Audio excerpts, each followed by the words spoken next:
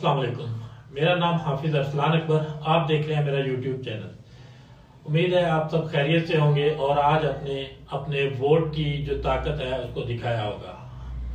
मेरे पास आज एक टॉपिक है आपसे डिस्कस करने के लिए और उस टॉपिक का नाम है इलेक्शन और वोटिंग प्रोसेस को डिस्कस करना। ठीक है, वोटिंग का जो प्रोसेस है इन पाकिस्तान वो हम यहाँ पे डिस्कस करेंगे। उसमें सबसे पहले हमारे पास ये चीज आती है कि right now we are in 2024। तो हम ये देख रहे हैं, मेरे ख्याल से पिछले 76 ईयर से हम एक ही इलेक्ट्रोल प्रोसेस से गुजर रहे हैं। पर्ची, बैलेट बॉक्सेस, कैंडिडेट्स, मोहर, लाइंस और ये सारा सिस्टम। माजरत के साथ मुझे ये कहना पड़ रहा है कि हमारा जो इलेक्शन का या फिर ये जो इलेक्टोरल प्रोसेस है ये एक लिटरली डम प्रोसेस है।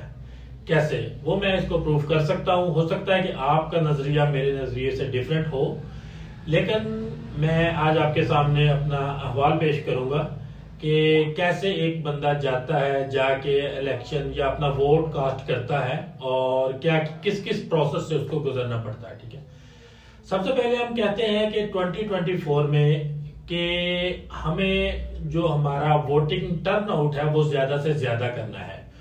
तो मेरा यहां से आपके नजरिए के साथ इख्तलाफ हो सकता है कि कैसे, how we can do that.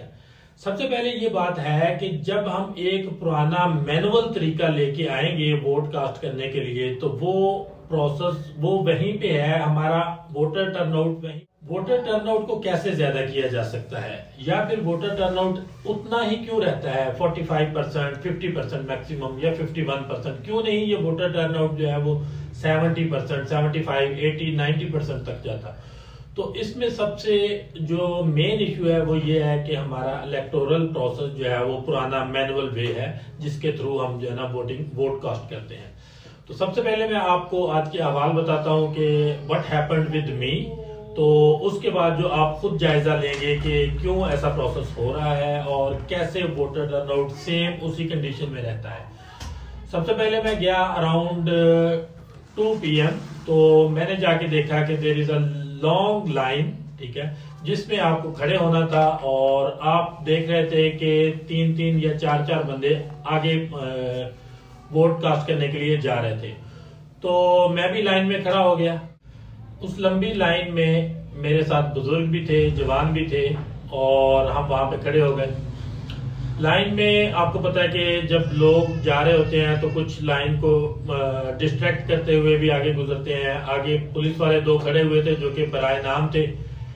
कुछ लोगों को जाने दिया जा रहा था, कुछ लोगों को रोका जा रहा था और there is a great disturbance at that time. Okay, अब यहाँ पे मुझे लाइन में खड़े खड़े तकरीबन 1 घंटा गुजर गया था और हमारी लाइन जो है वो यू कैन से दैट के 3 से 4 बंदों को आगे प्रोसेस किया। उसके बाद जो है वो जो कुछ सिफारशी थे, कुछ खुद लेके जाने वाले थे, उनको जो है ना वो आगे भेजा जा रहा था वोट कास्ट करने के लिए।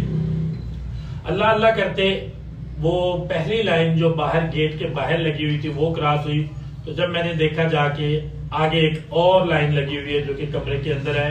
ये एक स्कूल में था, तो स्कूल के अंदर एक मजीद लाइन लगी हुई थी जिसमें आपको जाके मजीद वेट करना था। वोटिंग का पता चल गया था कि आपने किस रूम में जाके वोट कास्ट करनी है। आगे पोलिंग एजेंट बैठे हुए थे, ठीक है।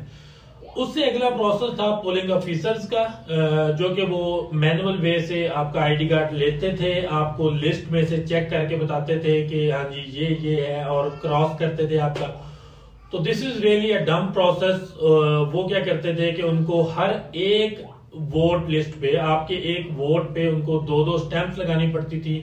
आपका ID card manual write down करना पड़ता था, आपका सिलसिला नंबर और गिराना नंबर वगैरह लिखना पड़ता था और फिर उनपे सिग्नेचर्स करने पड़ते थे। फिर आपका एक वोट जो है वो रेडी होता था जो कि आपको NA या PP के लिए वो दिया जाता था। तो वहां अंदर जाके मुझे 1 घंटा मजीद वेट करना पड़ा और जो RO ऑफिसर्स थे, जो पोलिंग ऑफिसर्स थे वहां पे बैठे हुए, वो क्या कर रहे थे, बड़ा स्लो प्रोसेस था, ज़ईफ लोग थे, ठीक है, और 10-15 वोट्स को एक दफा स्टैंप लगाते थे और वोट्स को स्टैंप लगाने के बाद फिर उनपे सिग्नेचर्स करते थे और वोटिंग प्रोसेस तकरीबन 5 से 10 मिनट के लिए स्टॉप हो जाता था और लोग वहां पे खड़े हुए देख रहे होते थे। उसके अलावा जब ये प्रोसेस हो जाता था तो there is no kind of security there कि आप जो है वो कैसे, या इसको एक हिडन प्रोसेस रखना होता है, वो भी नहीं लोग रख रहे थे। क्यों? क्योंकि वो लाइन ज्यादा थी, एक ही रूम में सारा भगदड़ मची हुई थी, जिसकी वजह से ये एक you can say that a delaying process था।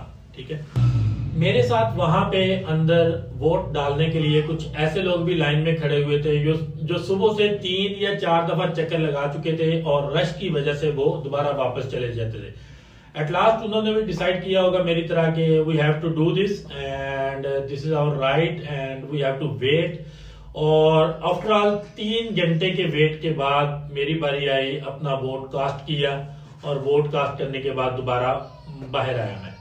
तो मेरी ये गुजारिश ये है यहाँ पे कि अगर हमने 2024 में भी जहाँ पे दुनिया इतनी तरक्की कर गई है, जहाँ पे आपको एक सिम लेने के लिए आप अपना थंब इम्प्रेशन यूज कर सकते हैं, ठीक है, तो why not for voting. Imran Khan ने एक अच्छा स्टेप लिया था कि इलेक्ट्रॉनिक वोटिंग मशीन जो है वो इंट्रोड्यूस करवाई थी, बट जो हमारे हल्का इक़्तिदार में लोग थे उनको ये गवारा नहीं था कि वोटिंग टर्नआउट ज्यादा हो और लोग ज्यादा से ज्यादा हक के रायदही अपना इस्तेमाल कर सकें।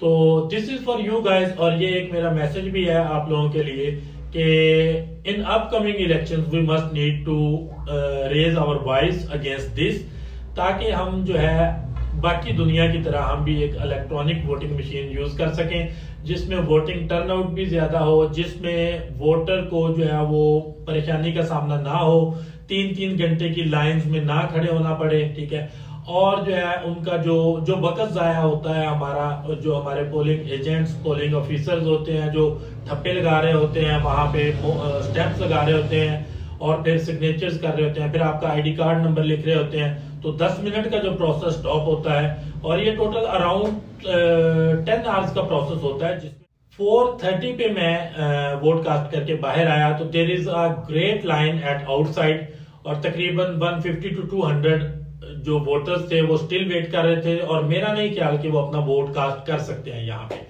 तो मेरी ये गुजारिश है और आप लोगों के लिए इंफॉर्मेशन भी है कि आप लोगों ने इन अपकमिंग इलेक्शंस आपने इस चीज पे अपनी वॉइस रेज करनी है ताकि लोगों को ज्यादा से ज्यादा जो है वोट कास्ट किए जा सके, वोटिंग टर्नआउट ज्यादा हो, ठीक है। और जिन लोगों ने आज अपना वोट कास्ट कर लिया है उनके लिए best of luck for their candidates and best of luck for their future as well, for the future of Pakistan. Thank you so much और डेमोक्रेसी जिंदाबाद, पाकिस्तान जिंदाबाद। मिलते हैं आपसे अगली वीडियो में। See you, Allah Hafiz.